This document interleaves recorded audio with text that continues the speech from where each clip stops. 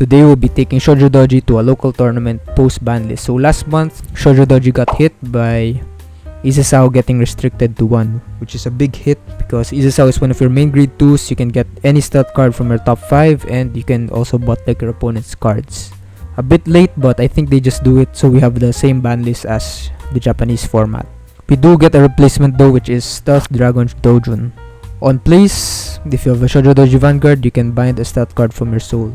It doesn't have a restriction, so now you can bind early, which you can bind the grade 1 Shoujo and call it out as early as turn 2.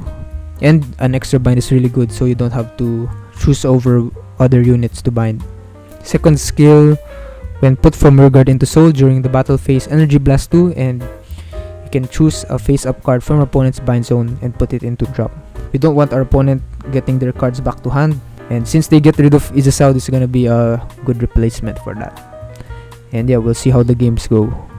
Round 1 we're against Leuhan, a very aggro deck. By turn 2, mostly they already have a full board and their column can reach up to 28,000 power.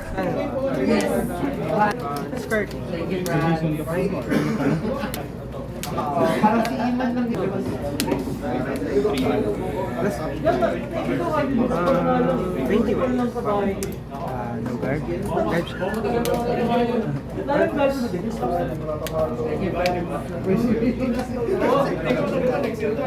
Big power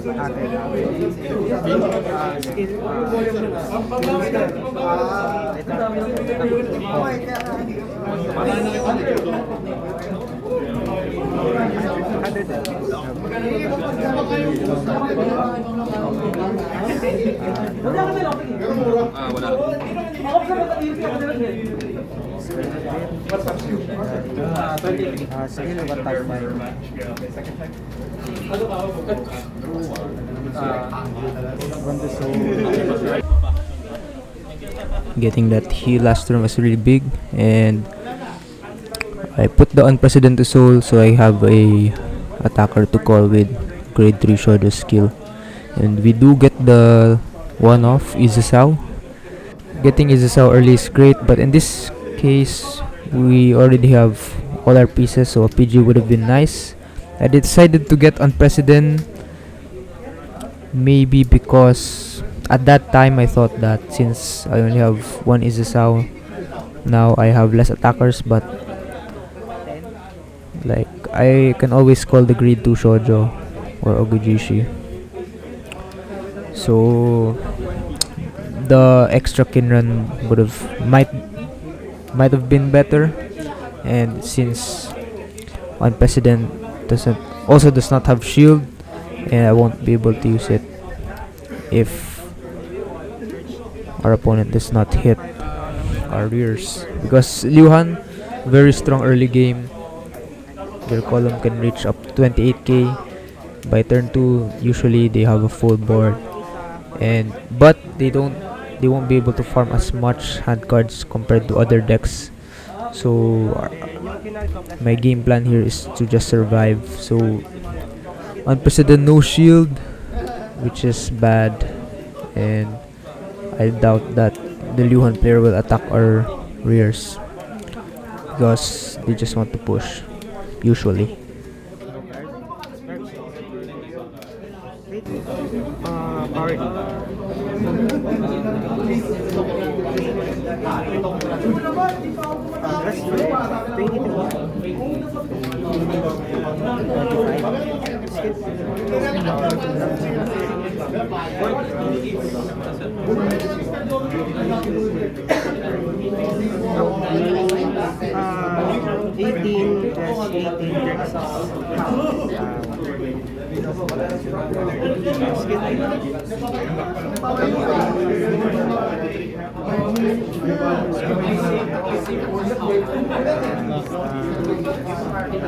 Got pushed to 5, which will make the next turn really tough to survive, especially since we're against Leuhan. So we have to build as much hand as possible, but we do have a great setup though. We have the Izasaou and Ogijishi with the Kinran, so this is like before banlist setup.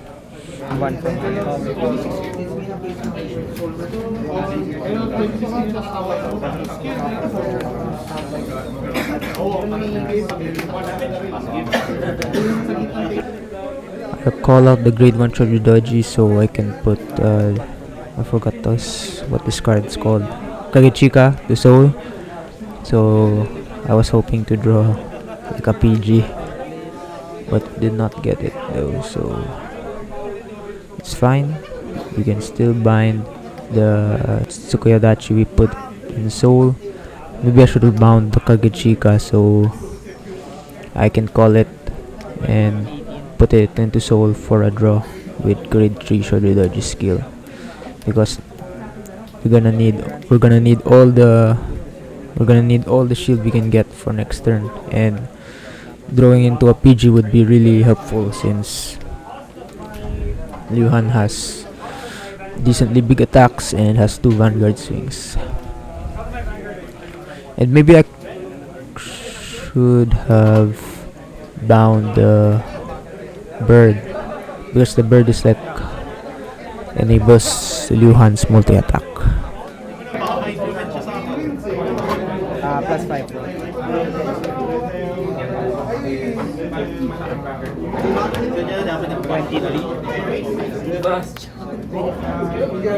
23.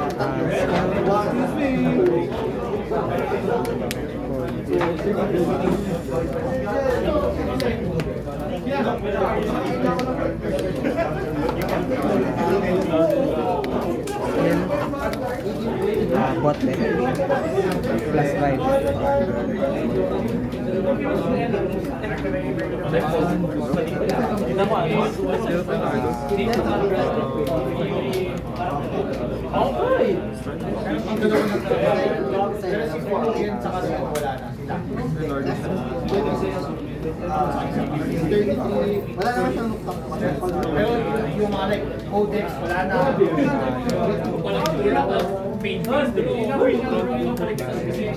Twenty-three, 31.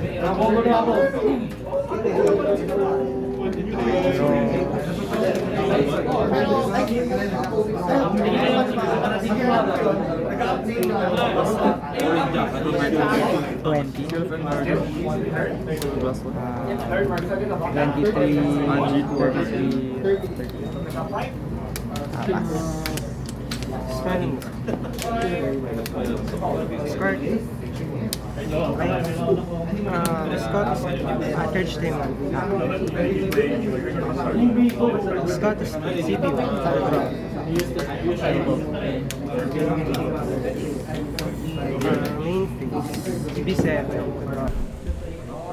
Yeah, so with my hand here, it's very unlikely I will survive.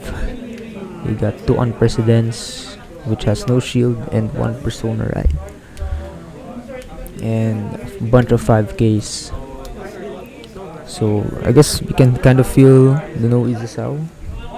Like maybe I could have had another Izasaou to search for PG last turn if before banlist, but I also could have just called the Kagechika, so I had a chance to get more shield or a PG, or even an OT would be nice to even draw.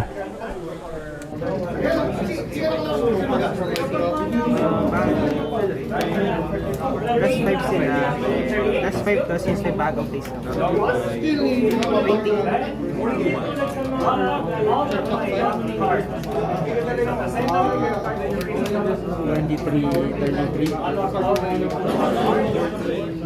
20 plus Vanguard. For every plus 5. 21.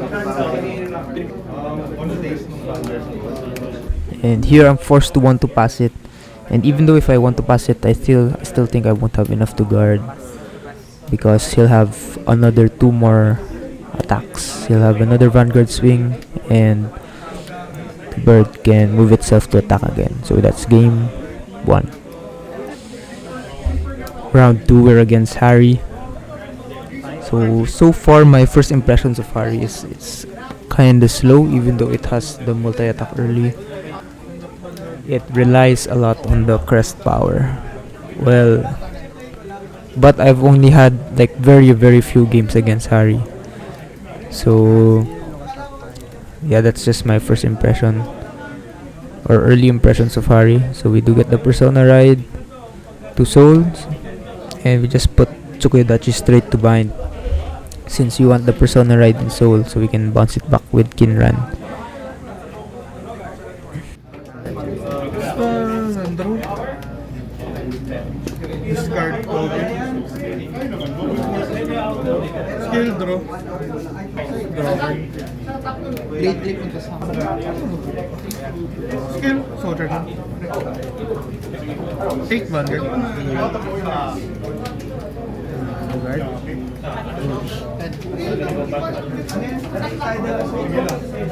Okay na yun ngayon? Oh, dito pa. No.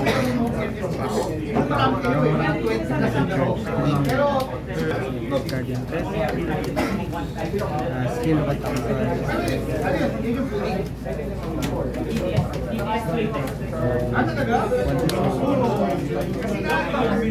Skill 10.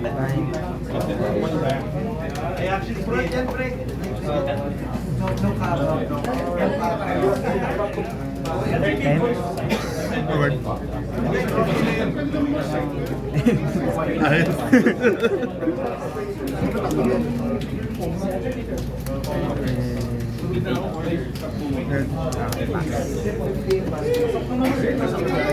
Nandro. Ayos. power. Charge 3. Yan yung CD1 draw and then check. Power.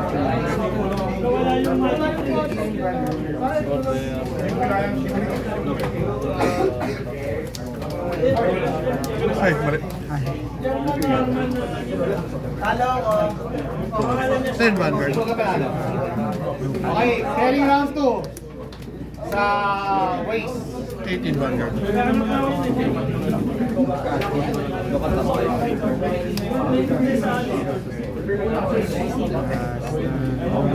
Power. Kalaban ni Marks itong kasa. Hindi si Marks.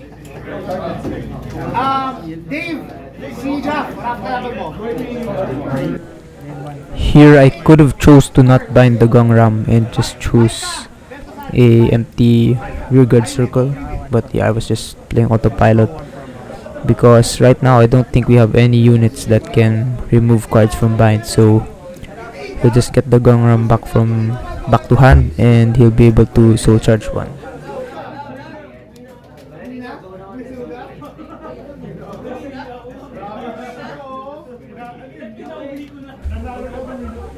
Our board right now is pretty weak. We're scarce with units. I didn't call the grade 1 Shoujo because we don't even have an extra booster to bind. So we're just gonna call it with Shoujo skill for free. And we called the Oguijishi. We hope to get our other pieces. So charge. The PR is not bad, I guess. At least we have another booster, but we want the Kinran. We don't get it, but Kunai is never bad to have in Soul because when it's put to bind, you can guard with it for 10k shield. You can guard with it, and it will act as a 10k shield. And we do get the Kinran to drop at least, so if we do get the Kagachika, we can put it into Soul. 20.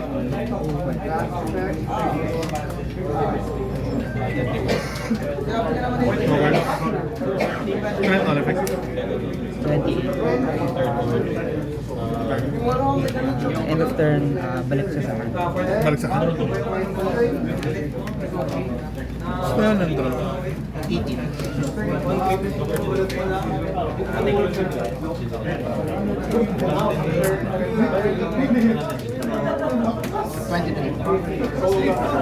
And church. 13. Skill ng grade 2 Jack. Soul Blast 1. Check top. 7.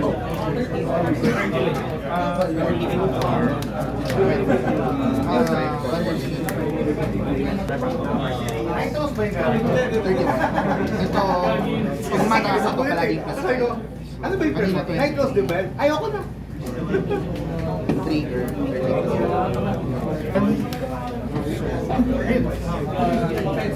Comprehensive triple drive. Dalawang ito pa. End of battle. Eh, kanina ka tayo na Stripes. End of Skill ni Harri. Straight skill. So, charge 1. Superior call from Soul. Para Jacqueline. Skill nito, pag napunta siya sa Soul, bind ko siya, tapos lagyan ko ng grade 3 card from deck to Soul.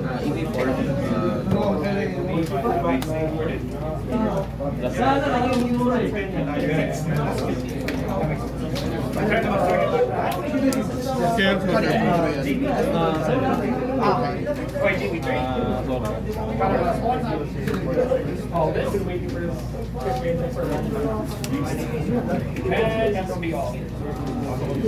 skill ni Lunatic Dragon.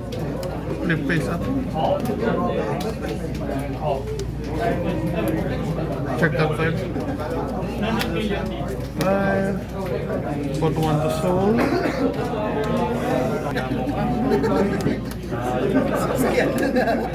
Trying Mantle. Well, sure.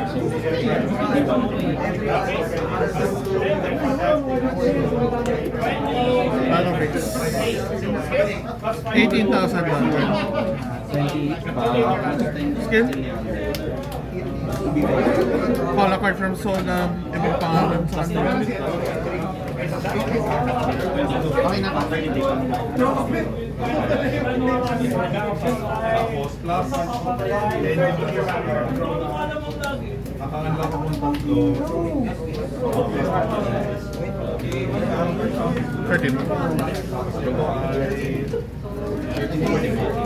Vanguard. Triple drive.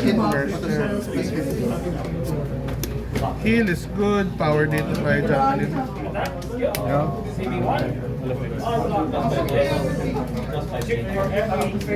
25, 38.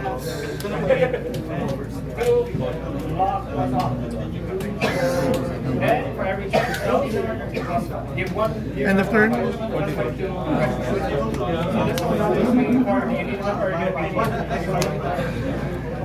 Put to Soul kung dalawa. Tapos, draw ako ng card.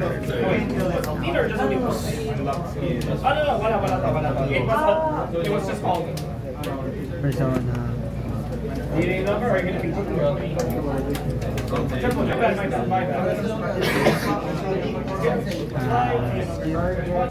Right now we do not have the best bind zone. We have 2 kunais, good for guarding, and only one of the PR.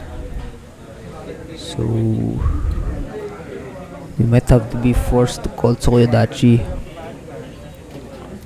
from Shojo's on attack skill.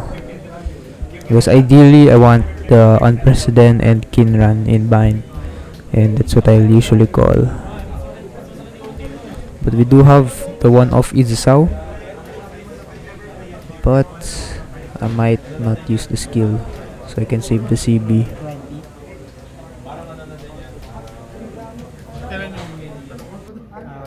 Because I'm gonna use the CB for Ogijishi and another CB for Tsukuyodachi, and I think I would like to call the PR instead of the kunai for the counter charge, from kunai, since I want to remove all of the cards in bind. Well, actually I don't have to, since I can bot deck one with Izasaou, so I guess I could have used Izasaou's skill and called called Raiden Kunai instead of the PR. But maybe I have something I want to bind from drop. Yeah, I mean, Bind from Soul, But yeah, I think I should have just called the kunai. Or unless I want the magic number. I guess I wanted the extra 5k shield from my opponent. I guess that's the benefit from it. But the Izasaou search would have been nice, I think. But this is better to hit like harder. 33.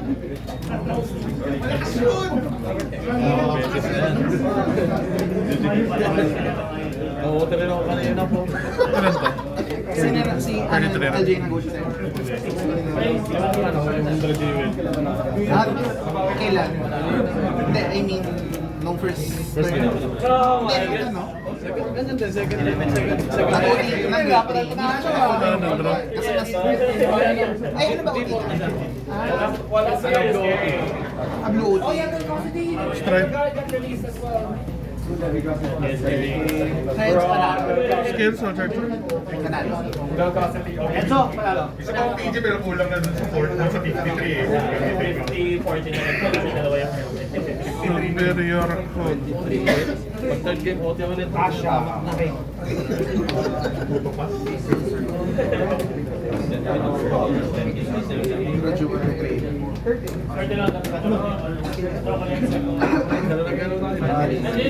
Plus 5.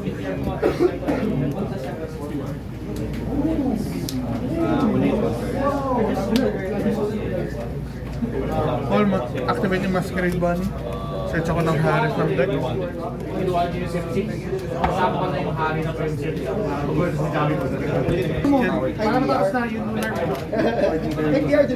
Draw. Choice mo either wins or...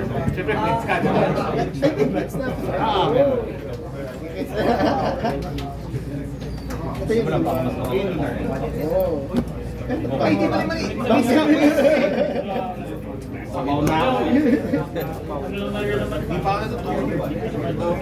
Battle phase. 18 lang. Ay, sorry. 28 Vanguard. Ay, mo ka na rin yung... Isa mo! Pero ako lang ko. Ay, trans lang actually ba? 23,000.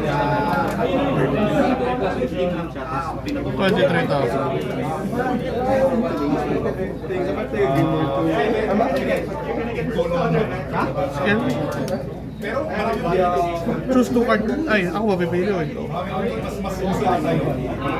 Ako pipili. Itong dalawa. Wala ko ng cards.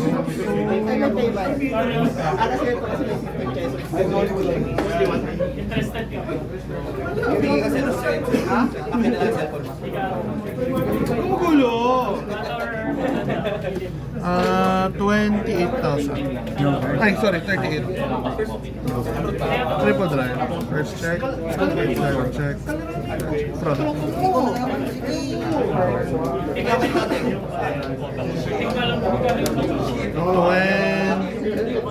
25,000. 35,000. 23, 33. January. Pero nakuha namin 33,000. Marami pa ako niyan. Pwede ka ba? Everything. Pwede yan.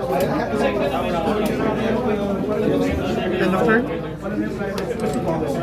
Auto-sort ang dalawa. Kasi naglagay ako ng 2 or more cards to souls and face ko draw. Kaya ko na kalabay sa preview. Saan pa lang ba? Well, si Patrick na maglaro. Si Shake, ulit ko maglaro. Kasi Miguel. No Kinran still, so we don't have Persona Ride because we discarded it earlier. We only kept 1. Because I was expecting to get at least 1 Kinran. But we do get it now, but a bit late, but I guess we can do some more multi-attacks with it. But since we don't have Persona Ride, the extra attack from Shojodoji might not even hit. Bakit? May contributions na ako. Wala ka rin mga lumang pesa. Ang kailangan ko lang... Hindi, babundle game box. Ang kailangan ko lang doon yun. first na nag-generate yung ticket. The extra bind from Dojun feels really nice on the deck. It feels like you have more options. You don't have to choose over which card you want to put in bind now. You can have defensive cards like kunais and PGs, but also you can put Tsukuyodachi's and your attackers like Unprecedented or Kinran. So yeah, you don't have to choose over offensive or defensive cards, and it helps you set up more for future turns or end your current turn, since you can now also bind the grade 1 or 2 Shojodoji if you don't have units. Yung Magnolia. Wala na. Meron akong doctor kanina. Nakuha ko kay Daryl ng mura. Hindi niya. Bago matawag. Patingin niya dala ko. Hindi. Sa iyo dala ko. Patingin niya. Ayun ko. May plus 10 na Magnolia sa akin. Gusto na takalin na video. Bakit pa? Boring. Hindi nga boring. Kailangan mo nga mag-isip dun eh. Saan mo na pag pinapag sa isang rear guard? 30. Then nung una, nung medyo sikat na yung video, ginawa ko to. And here, like, I won't be able to, since our opponent hit a defensive. This is like my last 2 attacks, because even if I call Tsukuyodachi, it won't hit. And we won the game.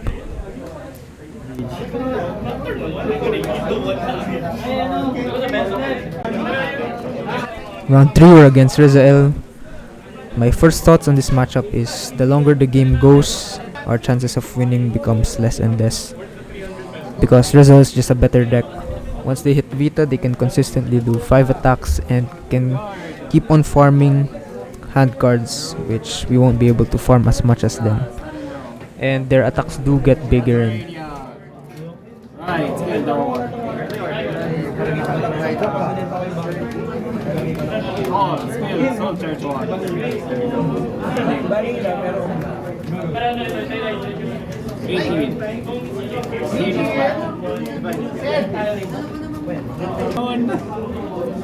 we get 2 unprecedents off the bat.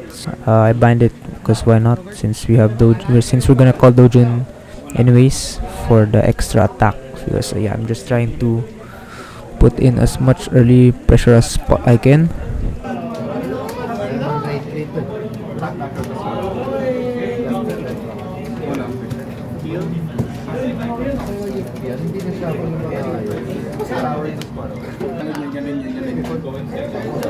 We are fighting against the Pararam build, so I think, I'm not sure, but usually I think this does not run the set order and tape fault, and might some use Voltrosa and Kadwala. Yeah, I think like the order build is sometimes riskier, but if you get the pieces, it's just so strong. Turn 2, you already have full board easily, and the pressure just keeps on continuing until the next turns.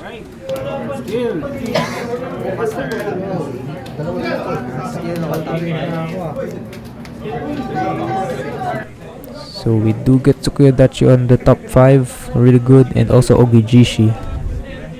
So soul charge first to see what we get before we use Ogijishi skill, and we get another Tsukuyodachi. Put it to bind again. So charges the heal. So here we can do the play I said. You can bind the grade 1 shoujo early. So since you don't have the early search from Izasaou, you can do this instead. I mean, it's weaker, but it helps you build their board. The booster is not that necessary. Like, the booster behind Vanguard is not as important, but with this matchup it's really good, since it's gonna be way harder for the Rezael to proc their Sergaons, especially if they don't run the order build.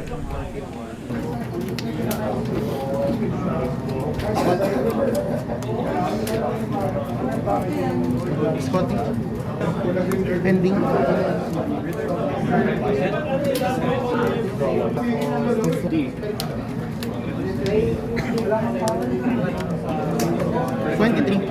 Here our opponent attacks our Tsukuyodachi with Nail Bearers, mainly because he wants to proc the Surgaon, I think. But since it did not hit, I decided to guard it. He'll just use Nail Bearer's skill, because I think if I guard that, he won't use Nail Bearer's skill and then attack with the other column first, so he can put Surgaon. So he can use Surgaon and then he can recall it with Rezael's skill, and he can use the other Nebaris skill instead of the first one, I think. And it's also nice since if he really wants to hit or want to proc the Surgaon, he'll attack my Tsukuyodachi, so I won't have to guard that other attack since it goes to my Tsukuyodachi. And we do get a heal, not good, but 3 damage is pretty good for Shojodoji. You have a lot of resources to work with. We have the Ogijishi in the field and Tsukuyodachi's in bind, and I kept the one Ogijishi just in case our opponent decided to attack it. Second check. Heal is good. Power. Heal reward. Third check. Faster. Tapos unlock to the rock.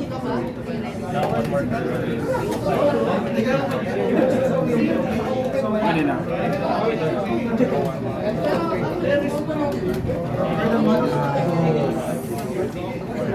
Persona pa. Tapos 1 from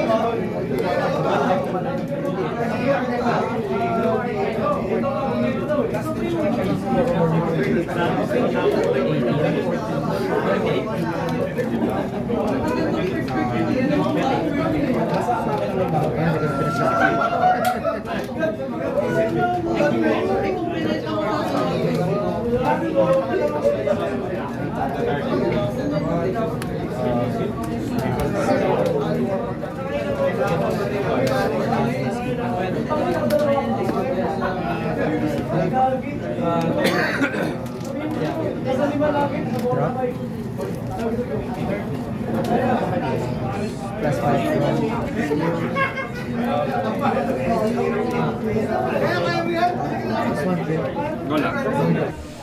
So yeah, we really have a good setup here. We got Ogijishis and Tsukuyodachi. And I think I decided to use 2 Ogijishis, so plus 10k to front. Because why not? And we don't get a trigger.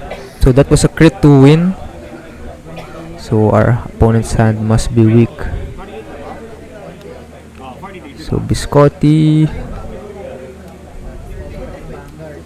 And wow, I was really surprised.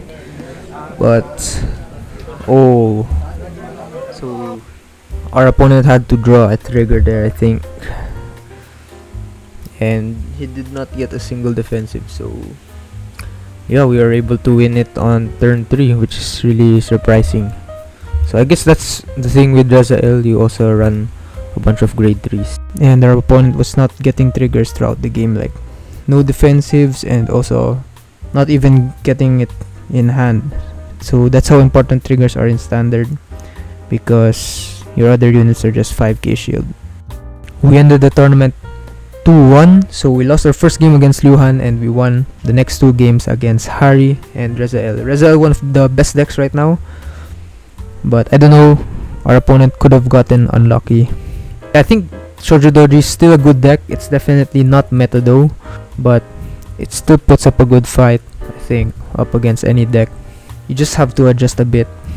Izasaou was a big loss because Izasaou can search out any stealth unit and it's a grade 2, so it can help your early game. You can build a board early, or if you're missing a piece, you can search it out.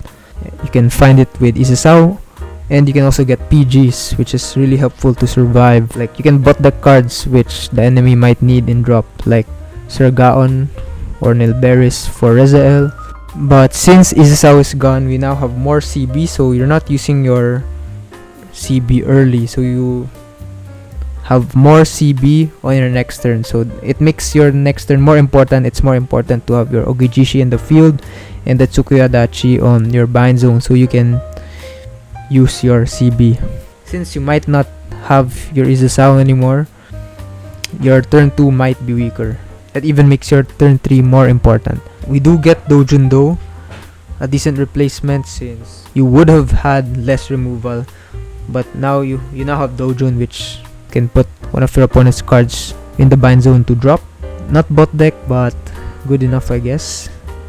You also have an extra bind, which is really good since you now don't have to choose over defensive cards or offensive cards, because you used to only be able to bind 1 in your right line, and then now you only have 3 bind every turn. But now you don't have to choose if you want to put kunai or your PGs, or on President Kinran your attacker and booster. And you can also have more bind for your grade 2 or grade 1 Shojodoji if you're lacking in units. So these are just my thoughts from the few or a couple games I've played with the deck post-banlist. So the deck's still good. It can put up a fight against any deck, but I don't think it's meta though.